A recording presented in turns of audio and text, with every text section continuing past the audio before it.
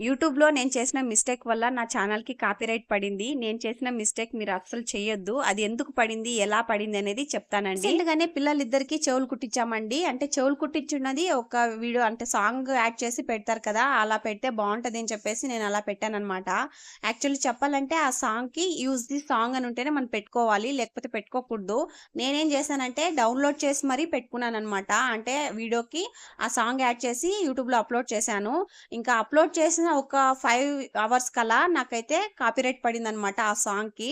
ఇంక నేనైతే tech channel వాళ్ళని మెసేజ్ చేశాననమాట. ఇద్దరికైతే మెసేజ్ చేశానండి. ఇలా అయింది నా ఛానల్‌కి ఏం చేయాలనేసి.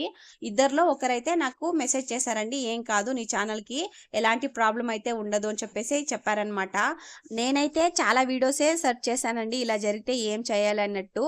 కాపీరైట్ క్లెయిమ్ పడితే ఏం పర్లేదు కానీ కాపీరైట్ స్ట్రైక్ పడకూడదు. నాకైతే కాపీరైట్ క్లెయిమ్ పడింది. దాన్ని ఎలా నేను రిమూవ్ చేశాననేది నెక్స్ట్ వీడియోలో